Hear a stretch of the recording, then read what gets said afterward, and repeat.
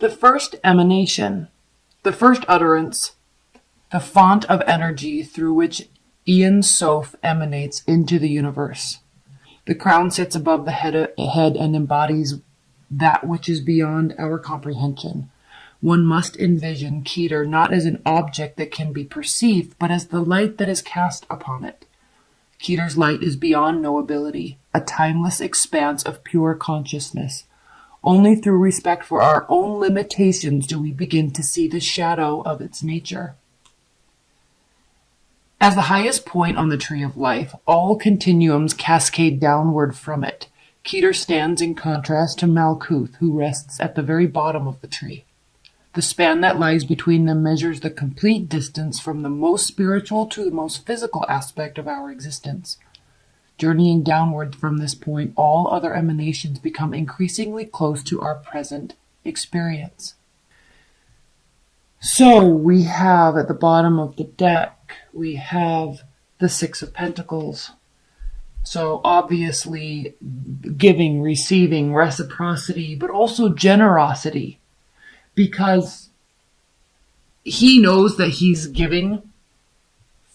The receipt is not coming from them. That what he's receiving is not coming from them. He's giving because he knows that they need it or they want it or they'll be able to have fun. It's like giving kids money to go to the candy store, right? It's pleasurable to be able to give someone an experience. So in this deck, all right, this is reciprocity. This is giving and receiving. This is equality in giving and receiving. However, there is a higher level aspect to this card that talks about not what we get, but the pleasure that we get because we give. So I think this month there is an understanding. The Empress reversed.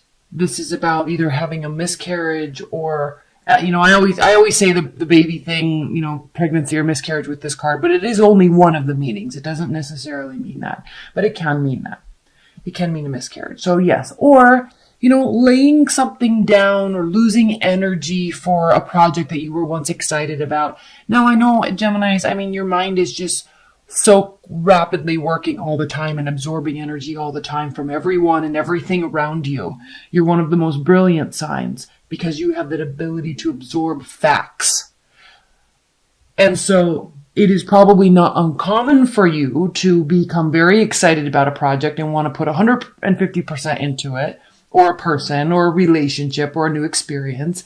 And then something else comes along, and I'm not saying you just leave that behind, but the newness wears off, kind of like the newness wears off with an Aries. They're always excited to go to something new. But you take that's why this is an Earth card, because you take what is whole about what this was, what you learned from it, what the experience was. It's not that maybe let's just say, for example, you were going to start a company. Okay, so you went through this process and then you kind of lost the passion about it and you didn't really want to do it anymore, but you took with you a wealth of knowledge about what to do, how you did it, what you learned, who you met along the way. So even though that something might be fizzling out, there's still a wealth of knowledge and a higher level understanding of what the true purpose what it was for you. All right. Defenses might be up a little bit, and because of that, you might not be feeling very social. Very likely, you could be dealing with the fire sign. Don't have to be. Could be dealing with the water sign, but we also have fire and water here. So let's look at this as a whole, because we have options. We have fogginess. We have some smoke and mirrors here. We have the looking upwards or waiting for a sign or a symbol to direct you into a project or a person. You're looking for direction. Now, what's very interesting here, I'm coming back up here. Don't worry, I'm coming back up here. But what's interesting is you have the card of Pisces, and then you also have the King of Cups, which is Scorpio, but also can be Pisces and Cancer. So it's very interesting because if you are dealing with the water sign, there's confusion. You're looking for a sign or a symbol to direct you in what to do. Now, again, you're looking at this from a higher level. This isn't moment by moment. This isn't emotions based, right? This is not situational. This is broad spectrum viewing. What do I do here? What do I do with this person? They may be deciding that about you as well.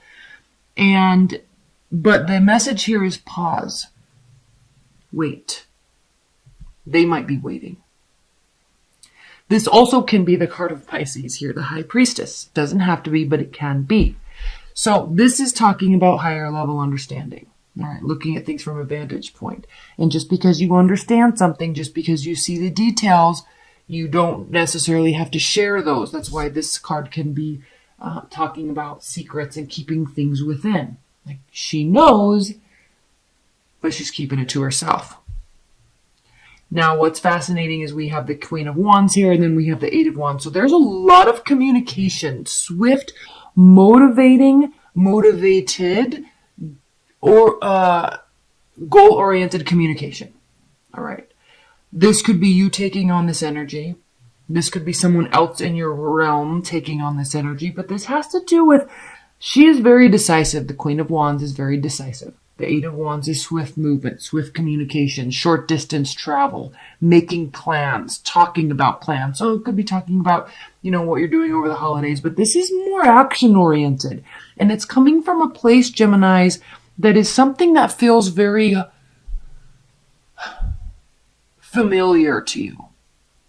Whether you know it or not, there's a familiarity to you in this month in terms of why you're doing something, why you're making that decision, why you're waiting. Okay. And there's a dichotomy here.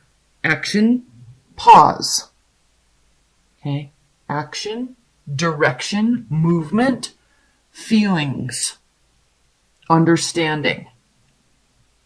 So I don't know if this is you or them or the whole situation combined that flip-flops a little bit. Interesting month, Geminis. We have the Star, we have Temperance, and we have Strength. So major call to action for you because it starts with a major arcana and it ends with 3 major arcanas. So major call to action to you to maintain your composure and your confidence and your willingness to see or accept or hear the other side. All of the sides. And like the parallax gap, you understand that there are many sides to every story. And it is almost impossible to always get the whole unless you can see it and put together all the different components of the puzzle or of the story. So, maintaining composure. There is a call to action for you to definitely maintain composure this month. Let's pull some clarifiers. These are beautiful major arcana cards. Faith and hope, healing, maintaining your temperament, and having and maintaining your confidence. So whatever's happening up here, this is also like your wheelhouse because you can be like this and you can be like this very easily.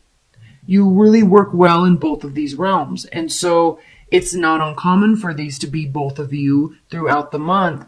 And that could be why you're getting this kind of quiet confidence about you, about what you're doing, because you feel at home here and you feel at home here. You feel at home with this person and you feel at home with this person, right? That's why there is this card of reciprocity. That's why there is this card of generosity. Okay, not starting something new. So you're working something that's already been working, or you're stopping something that's not working and taking the lessons from it. Defenses are up a little bit with respect to that. Again, this is a card of generosity. This is a card of maintaining sure footing. So you either need this, okay, and until you get it, your defenses are up. Until you get it, you're not putting more effort in. This possibly, Geminis, can be you need somebody else to do something before you will give more of yourself or of your time or your energy or your money, resources. You might be waiting and hanging out for somebody to make a decision before you do more. This has to do with where effort is being put into oneself. And there's again, remember when I said you don't have to do anymore? It's like it's up to the other person. I think there is a general consensus in this reading, Geminis, that it is. You can take a liberty this month and wait. You don't need to run off and be single. You don't need to try to save more money. I mean, obviously you can if you want to, but this is not about you and your independence. This is about you're already ready, or you're realizing what areas you do need to work on before you can be ready. This can go both ways. But this does have to do with a pause because it's somebody else's turn. Something needs to be said, something needs to be done, or something needs to be shown to you before you will give anymore. Okay? You have it already, but it's locked up. Okay? You can be generous when the time is right. That's why your defenses are up. Let's pull some outcome messages. Please clarify, or what are the outcome, advice, and guidance messages for Geminis this month? Outcome, advice, and okay, let's just do them. There's a lot of here, so just bear with me. We've got the Tower, Two of Swords. Okay. Outcome, advice, and guidance. You're pausing, remember. Okay? You don't have to feel any regret about anything. Your decision is made based on what they do. If they do this, I'm doing this. If they do this, I'm doing this. I'm fine either way. I'm fine either way with the Nine of Pentacles. I'm fine either way with the High Priestess. Okay? I'm not going to give you anything because you don't deserve it. If you want stuff to hit the fan, fine. If you want the shit to hit the fan, fine. I've already made my decision. Either way, I don't have any regrets. Good, Gemini. Your card. Okay, this can be love related, but you're ready when they are. You've thought about this head or heart decision. This is advice and guidance. So, either you're not taking any swift action. It could impact you, but you're not really going to be showing it. All right? You're not going to be putting any action into it. You're hoping they do one thing, but if they don't, shrugging shoulders. Now, by you not taking any action, you could be dealing with somebody that's very sensitive, overly sensitive, right? And we love our water signs, yes, but when they take offense to something, it can get a bit ridiculous, no? So, you're not taking any action, and please apologize if you're cross-watching. I apologize. I'm meaning no offense, but I'm speaking to Geminis. So, they could get really caught up in their head.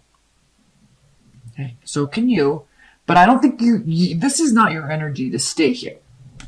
Okay? You're not about this life. And you're usually about this life, but you're not about rushing in. Like this is you thinking with your head and not your heart and being very strategic and smart about how you're going to make the next move. And you're giving them ample opportunity because you see the bigger picture. You understand what's really going on here, and you're not going to play their game. They're going to play yours.